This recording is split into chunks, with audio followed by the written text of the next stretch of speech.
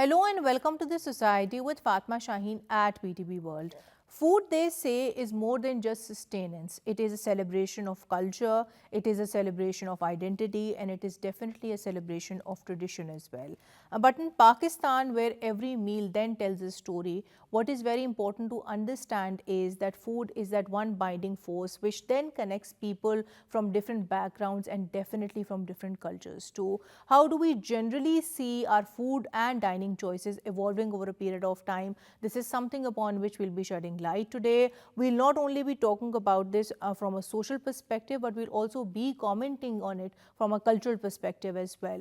In this regard, it's very important to then understand and of course appreciate the fact that when it comes to changing food trends, we do appreciate the fact that over a period of time, there has been a global shift towards perhaps more healthy eating. To what extent have we as Pakistanis been able to keep up with that? That is also something upon which we'll be shedding light. In this regard, we'll also be talking about the ever increasing impact of social media on our changing dietary preferences in this regard too. Whereas at one end, we do understand that, exposure to various social media platforms, to food vloggers, to food bloggers has definitely made the average consumer out there more aware regarding their food and dietary preferences. What we do also need to, of course, give due consideration to is the fact that on social media particularly, there might be misinformation or for that matter even disinformation when it comes to talking about a food's nutritional value too. How can we then overcome these challenges so as to help people generally make more informed choices regarding their eating and of course dining out habits? This is something upon which we'll be shedding light to. Last but not the least, we'll also be talking about not one, rather quite a few, which are challenges which are then faced by Pakistan's food industry, more particularly dairy industry, be it challenges regarding price hikes that we do see in milk and other products, or for that matter, issues relating to food safety per se too. All of this today, that too with an extremely pertinent panel. Let me introduce you to my today's panel. My first panelist for today's show is Asad Sheikh Saab, who is a food enthusiast. Assalamu alaikum and welcome to the show. Thank you so much for having me. You're most welcome. Alongside him, I have Miss Sadia Salman. She's a nutritionist, she's a food business owner, and she's also an entrepreneur. Assalamu alaikum ji, welcome to the show. Thank you for joining us. And my third panelist for today's show is Zubair Ahmed Saab. He's a dairy industry professional. Assalamu alaikum ji, and welcome to the show. Thank you. You're most welcome. Thank you for joining us. Now, before we start the discussion on today's topic, let's have a look at this brief report. Food is a cornerstone of Pakistan's cultural identity, with iconic dishes like biryani and nihari, reflecting the rich heritage and regional pride of our nation. While preserving these traditions, there is a growing focus on integrating healthier options to address public health concerns, ensuring everyone can enjoy their favorite meals guilt-free. Globally, dishes like Sindhi biryani and lassi are gaining recognition, highlighting Pakistan's vibrant culinary scenes and elevating its status on the international stage. At home, efforts to improve food safety in street food and promote inclusivity in dining spaces are setting new standards in the food industry. Innovations like keto-friendly biryani and oil-free halwa prove that traditional recipes can be modernized without compromising on flavor or cultural essence. And now let's take a look at one of the most interesting comments on food. Today we are going to talk about Pakistani culture and food. Pakistan is a land of vibrant traditions, rich heritage, and above all, amazing food. The flavors here tell a story of centuries old recipes passed down through generations to generations. The blending spices, aromas, and the texture in such a way that truly touches the soul. From the sizzling street food of Lahore to the royal dishes of Karachi, every bite feels like a celebration of life. So what makes Pakistani food truly special is the diversity. You have the spicy richness of biryani, the smoky aroma of kebabs, and the comfort of nihari, and the sweetness of desserts like gulab jamun and jalebi. Every dish has a distinct flavor, but they all share one thing in common: diversity and hospitality, and the people who prepared them. And that hospitality is the heart of Pakistani culture. Whether you are sitting in a bustling city or a small village, you will always be greeted with open arms, joy, and of course a plate full of food. It's not just a meal here, it's an experience. It's a way of connecting and sharing joy. Pakistan teaches us that food is more than just nourishment. It's the expression of love, it's a connection to the tradition and a way to bring people together. So if you ever wanted to experience the magic of flavors and the culture all in one place, Pakistan is the destination for you. Welcome back from the report. So I would like to start the show with you. So when we do talk about Pakistani food, we do all understand we have a very deep and emotional kind of connection with food. But when it comes to most of our dishes, which very popular in Pakistan, do you not feel as a food enthusiast or otherwise, we still need to very actively work on promoting the same cuisine internationally? For example, when we talk about different countries like, Italy is known for its pizza.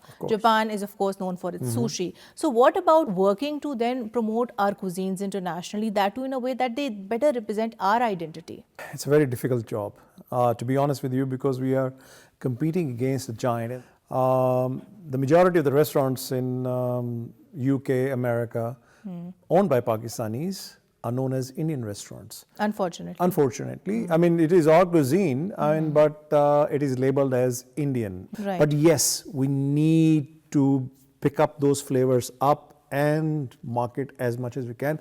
But this is where we lag. I mean, this is where we need support from the government side as well to hold these Pakistani cuisine events or festivals International abroad. food festivals. Exactly, Right. internationally, so people will get to know, wait a minute, this tastes better. Right, I exactly. mean, the thing is, how many Pakistani Michelin star restaurants in the world you know? There are none. None. There's none. Pakistani Right. cuisine, And we should halal have- food covers everybody. Right, I mean, the whole exactly. Muslim Yeah, ummah. it doesn't particularly it cover doesn't cover Pakistani. Pakistan. So Pakistanis don't have any Michelin star. Right, sir. On which I'll come to you, Ms. Sadia, and here a very important question that I would want to put to you is the fact, in Pakistan, we do understand the fact that more than 50% of the Pakistani population is considered to be obese. And then we also, of course, appreciate the fact that, the rapidly evolving world that we live in today is now prioritizing healthy eating. So as somebody who has been very dedicatedly working for, promoting a healthy lifestyle, how do you then inculcate these values into the society at large? Because we as a society are very emotionally connected to our food, and with that, of course, we can't ignore the fact the food that we do consume is rich in oils, in meat, and of course it is deeply fried too. So how do you prioritize healthy mainstream meat? So Fatima, thank you for that question. But Pakistan does have a cuisine which is very rich in oils and spices, and that does have an effect on our health as well. But look at US, which over there about 62% and above people are obese. So, and they are considered to be in the obese and very obese categories. And in Europe, for example, 42% people are obese. So Pakistan is not that bad. It's 50%, but it's very hard to kind of inculcate these values because it takes a lot of work, dedication, determination to eat healthy. Right. And we all know that. We've been there, right? Right. So I have a list of clients, and we've been working on this since 12 years. Once we started back in 2012, it was very difficult. It was like a very novel concept at the time to eat healthy and lose weight, or to, work on your medical issues through food. So food nutrition and, food supplementation and all was very novel at the time. So I'm glad to see that a lot of people have come up with that. And I think Pakistan is still it's way behind, but it's still on the way to health. Right. But here we also need more targeted awareness campaigns. Like when I was going over the research of the show, I came across the fact Mexico at some point in time actually was running these awareness campaigns which were very targeted towards promoting a healthy lifestyle. And then by that virtue, perhaps having incentives like imposing a soda tax in place. So that in itself discourages the use of soda. Zubair sir, I'll come to you. And here I think what is very important to talk about is the evolving trends. Now you do have that experience of working in Pakistan's dairy industry, that too for more than 30 years. So when we talk about the evolving preferences, be it for young people in Pakistan, be it for families generally, how do you see their preferences changing with regards to opting for dairy products? Eating preferences regarding dairy has really evolved, especially for younger generation. People, because of the fast food evolution and the eating habits and prioritizing the modern way of living and these kind of things have really changed. Dairy itself, that is the cheese itself, has evolved a lot. And I must say, and it has developed a lot of industry, and a lot of entrepreneurs have actually came into it. So this is a very positive sign. On the other hand, the older generation or the traditional people, they are still continuing the ongoing traditional products Food like desi ghee, ghee, it's all coming up. and fresh milk basically. But then we also see the variations are there. For example, we now see flavored yogurt, Greek yogurt, that is very popular, and then of course flavored milk by that yardstick. So I think segment by segment of the society that tends to differ. But sir, what about using plant-based alternatives? Because that again is something which is soaring high world over, and that is not only because people want to eat healthy, but it is also because they are very conscious of the impact that they are making on the environment. So how do you foresee the future of plant-based alternatives, that too evolving in the Pakistani society? There are many reasons behind that. One bigger reason is the vegan kind of thoughts which are coming up over the world. So to me, and particularly as on behalf of the dairy industry, we take it as very positive. Consumers have a choice and they must be fulfilled by one way or the other. And we take these kind of trends as complementing to the traditional dairy. The people should use it, and they must have a choice if they want to go for the plant-based, you can say, alternatives. This is good. This is a good sign. Asad, here I would want you to add to this further too, because we do see vegan options, gluten-free options, even keto making its way into our dining choices as well. We do see restaurants then revamping their menus too. But do you feel that by giving the consumers out there all these healthier choices, we would still be able to hold true to our true cultural food roots? Because all these options at some level or the other, they run contrary to what we as a society consider to be good food. Yeah, well, the food industry is being run by Gen Z. I mean, I don't know if you noticed or not. Right. And they are more health conscious than we probably were. We ate everything off the street, on the street, and fried or not fried, whatever. But they are very particular. Globally, sodas sales are declining, alcohol sales are declining, because Gen Z is more towards the health. Right. As far as this keto menus and all that, yeah, many restaurants are making alteration in the menus to cater to this market. But this market, you have to remember, it's a very small market, very, very, very small market, and demand is there, but very small. So for a restaurant to change, or add certain menu, it's very costly. I mean, because the ingredients and everything, and if the customer comes, if not comes, then things, perishable, and they go to waste. But I think going down the road, I feel that the younger generation is becoming more and more health conscious, and a lot of changes in the food are there, and they are coming, but still. The love for fried food remains. It's always going to remain. That the goes fried without chicken, saying. and it will remain no matter what. Sadia, here I think your perspective would be very important, because you've been working with the American Society of Nutrition as well.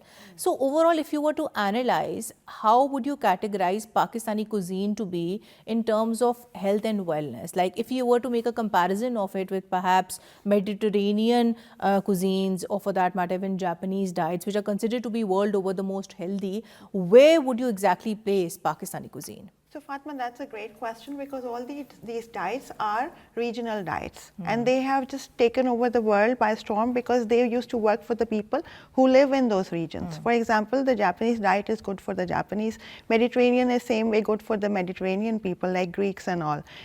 So Pakistani diet it has to be understood that everything that is grown in an area is there for a reason. Right. So unless we go local, unless we understand what our roots are, and we don't need to have avocados to have healthy fats.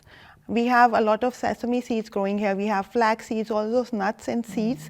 Pakistan is like a good source. It has a good source of, you know, all these plant-based things. Plus, we have an agricultural economy, right? And we are an agricultural country since the beginning. So we just need to go back to the basics. We don't have to go, you know, find our health in Mediterranean diets or any other kind of diets, because all these chia seeds and everything, they are grown locally with other names in our country. A little bit of variation is there, but that's what is required by our body. Right. We talk about this from another angle. Maybe another way to look at it would be perhaps to focus on the healthier aspects of Pakistani cooking. For example, focusing on grains, focusing on spice and herbs. That in itself can be very healthy. Right, Sadia. On which I'll come to you, Zubair. Sab, in here, what we must of course talk about in this context is also not one, rather quite a few challenges that Pakistan's food industry, more particularly the dairy industry, is then faced with. In this regard, we do understand food adulteration is of course a very widespread issue. We must also appreciate the fact that the government of KP has launched new mobile food testing labs, the purpose of which is to actually test food so as to ensure their food safety. But when it comes to looking at this from the consumers or from the vendors' viewpoint, what additional steps do you feel should be taken so as to perhaps make them more aware with regards to the food that they are consuming? It's really commendable job what the regulatory authorities and CCP and all these regulatory public sector is doing for the betterment of the consumer as such, to not only to stop it, the adulteration, but also to report it and for the consumer awareness. And you are very right, the major role is of vendor. We have never seen a farmer adulterating the milk. So it's the chain, how many people are involved into that, from the producer till the consumer, that need to be educated. And the rules to be implemented. So there is a combination, there is a need of combination of both the things, and at the same time the consumer awareness. Up till and unless the quality pull is created from the consumer, this thing will not happen. So they need to be aware of the quality and the It's a greater responsibility being placed on food business owners or companies which are actually selling food, because you must be remembering this case where CCP, the Competition Commission of Pakistan, actually penalized few companies just because they were promoting deceptive marketing practices as well. And then, for example, also for having that hike in prices, which again is a very prevalent issue in our food industry too. So when it comes to combating issues like that of price hikes, be it in the dairy industry or otherwise, what do you feel would be the proposed solutions here? Do we for one need greater policies to regulate such issues, or do you feel here that overall the cost of producing dairy products, be it milk or otherwise, that is something that we need to curtail? The increase in prices is basically because of the increase in input prices from the farmer. It starts from the farmer when he has to buy expensive feed and expensive animals and expensive power. Everything is expensive for him. So that's where the government comes in and the role comes in, that they should be incentivized for some of the There need to be subsidies for dairy farmers. And also they need to work on the breed itself, so as to produce and to develop those kind of breeds which have higher yield, so as to cut down their per unit cost and to make them also viable. Of course the energy and the transportation cost too. Asad, coming towards you, I feel today's discussion would be incomplete if we didn't talk about the growing impact of social media on our dining choices. So we do understand the fact that you are running this very popular food platform, the purpose of which is to connect all the foodies together. So when we talk about social media's impact, Instagram is the new thing. Of course. We do know that, when we do follow people, food bloggers or food vloggers, and the restaurants that recommend the dining choices that they do have an impact on what kind of food that we would ideally want to opt for. But then again, you see, this comes with a criticism, because a lot of times we might come across the fact that food bloggers might be just giving paid reviews, or they might be putting in fake or edited photos. So how do you, as of course somebody who's running this very famous food platform on Facebook, how do you propose can we have checks and balances in place such that we educate people about the latest food trends, so to speak, but do it not in a manner which is adverse to their nutrition or health? Just before coming here, I was having a meeting with a restaurant owner, and I told him the same thing. I said, don't engage too many bloggers, because it's the perception about bloggers or their posts are, it's known, they get paid or against a meal, they write all the praises that there is. Always engage a consumer, always get a feedback from the consumer, and always encourage the consumer to post about it. Right. Because organic feedback is the most important one. True. I only write about food what I like. I don't write that I get paid and I'm gonna just, throw praises. It doesn't happen that way. If the food is good, I will write, even if it is a dhaba or even if it's a Fine dining restaurant. So, but the thing is, this is a profession for many now. Seriously, it is a profession for the younger generation, and I think that is what's ruining us, because this is easy money. True. The kids who want to be just bloggers. They don't want to study. They don't want to do anything else. It's like I can just pick up the camera. Right. I have the camera. This is a tool I have at home. I can get a light. I can start talking about anything. Fine. Yeah. Sometimes some bloggers or some sites, I mean, they're really spreading good word out there and some good knowledge for that matter. But majority is deception. Right. But when it comes to your particular platform, because you have a very popular platform, sir, what kind of checks and balances do you have in place to ensure that, whatever is going up there is genuine and people are not being misled with regards to their eating out or dining choices? I'm loved and hated at the same time. I'm loved because I try to be honest, and I'm hated because I do not like the spam posts of the bloggers. I don't allow. So moderation is the key then. Moderation is the key, exactly. Right, sir, your point is noted. On which I'll come to you, Sadia, and here I would want you to comment on this in your own capacity. So when it comes to social media, we do all appreciate the fact that, because of social media, people are generally now striving to eat more healthy. People are more focused upon detox diet or even for that matter, lean meals, so to speak as well. But overall, when it comes to evaluating the role of social media in pushing people towards having perhaps a more informed dietary preferences or dietary choices, do you feel that social media has been able to do just that? Because a lot of times a criticism that we often come across is also the fact that there is so much misinformation, there's so much disinformation on social media per se. So how would you comment on this particular issue? Social media is a big responsibility, and people who are in a responsible position, for example dietitians, nutritionists, even food bloggers so to speak, have a big responsibility on themselves. And what we need to realize is mostly that we are not just doing it for now. So this is going to have an impact in the long run. So whatever the next generation is going to be like, their health is in our hands. So we need to be very responsible in what we put up as posts and who we engage for promotions, and also about the detox teas and all, because there's such a big business going on around this. Like Asad said, like so much of it is fake.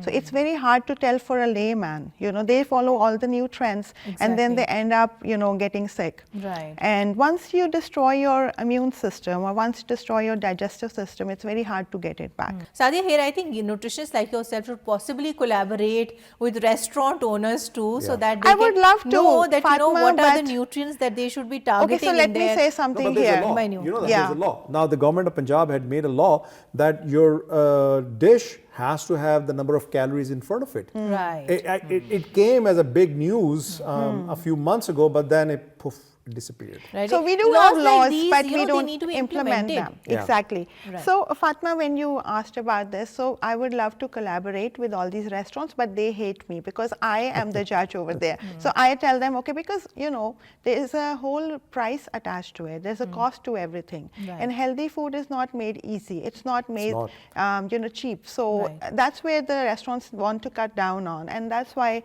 the entire thing is there. And that's why then people suffer at the end. That's why if you go to a fast food restaurant and they're selling salad and then fried chicken, the fried chicken is cheaper and the salad is more expensive. Right. Yes. So people don't realize it, the healthy food costs more.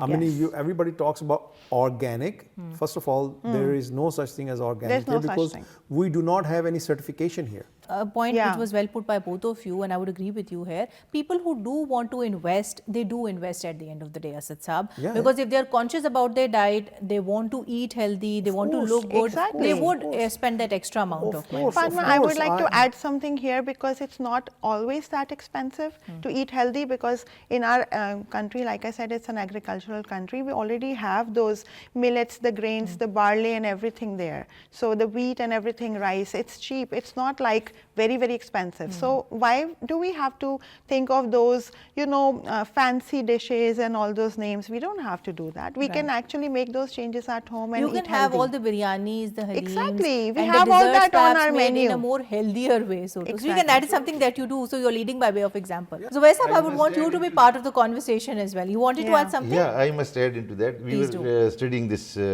fatty liver and malnutrition issues, and we always thought it is believed that it is because of the economical situation.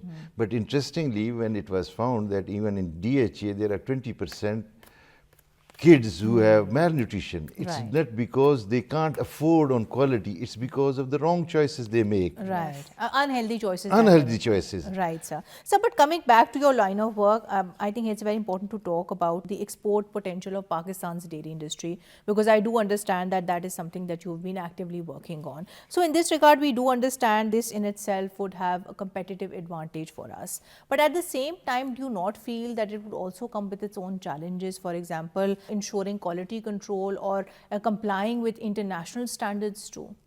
It is just too early to say. We need to start from somewhere. We are not yet able to export dairy products as such. There are few countries where Pakistan is exporting just because of the price issue. We are not compatible even in pricing in first place. The compliance and these issues, quality regulatory affairs, they come, and we need to work on that. But to me, and as a dairy industry, we need to really showcase what we have. We are blessed with the things and unique livestock, which we can promote for the export. Our neighbors are doing that. For example, you start from the glacier, from the mountains, from the north. You have yaks there, then you come down to, you know, plain areas. You have the buffalo there, which is unique to this area. Then you go to our south even more. In deserts, you have another breeds, another kind of livestock which you can make products of. Then, okay, organic is another thing, but we are blessed to have the milk which is A2, the protein which is considered to be the most healthiest one. So these kind of niche markets which we build on, and we can really promote our product. Because you see, another way to look at it is the fact we are working towards enhancing our export production that way. Then I think this is in the larger picture beneficial for us as a country too, because that way we get to showcase more of our good things, more of our food products abroad too. On which I'll come to you, Asad Saab, and moving towards the end of the show. So my last question to you would be that to wrap up today's conversation, we do appreciate the fact that at one point, yes, of course, Pakistan's food industry is faced with not one, rather quite a few challenges. But on the other end, we also must give due consideration to the fact that Pakistan has immense potential when it comes to capitalizing upon its food tourism too. Of course. So how do you, as a food enthusiast, propose can it do just that? Do you not feel that at a very basic level, we perhaps need to market all our cuisines better? Absolutely, we do. I think the platforms like mine have done a great job in Pakistan promoting Pakistan food. And I know for a fact that the members of our platform, you know, I was told once that all year long, we take screenshots of your review, and when we visit Pakistan, we go to those places. So that made me very happy that at least I'm promoting the tourism. The people are coming and they want to go out to try the foods out, which, you know, injects money in the, you know, society. In the economy. In the economy as well. But at the same time, I remember when I started the food festivals, it was the year 2017. That festival just took the image from here to there. I mean, I remember somebody was visiting from US and they came to the fest. I was told this story because I don't know the person. And they came to Pakistan because their father had passed away, and she hasn't been to Pakistan in 20 years. And her company in US was telling her, don't go because things are not safe there. She said, I have to go. So she came, and after the funerals and everything, she was here and she was down. Her family member said, there's a festival going on, go out. just have a look at things. I was told she came all 3 days. Right. And when There she you went go. back, she made a montage of everything that was happening there, and the food and the music and everything. And she went back and she gathered the whole company together and said, like, this is my Pakistan. Right. And sir, not only this, you are doing a great job by having all these food festivals that do on a yearly basis for quite some time now.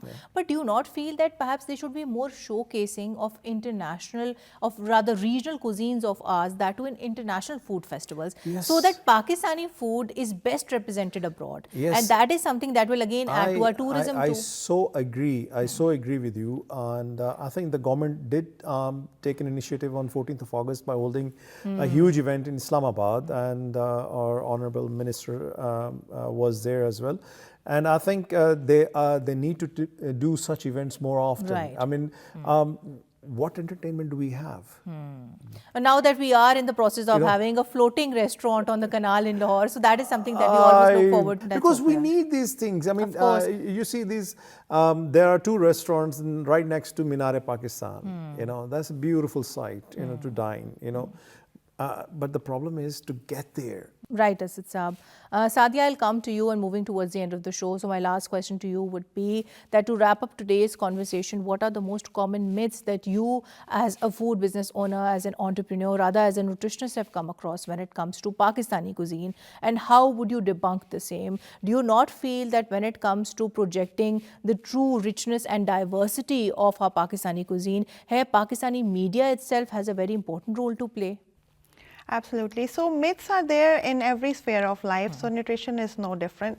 So the biggest myth, I think, is that one cannot eat healthy food in Desi cuisine. So that's the biggest myth, because whoever comes to me at the clinic, they're like, are we going to have all these pulaus and biryanis and kormas?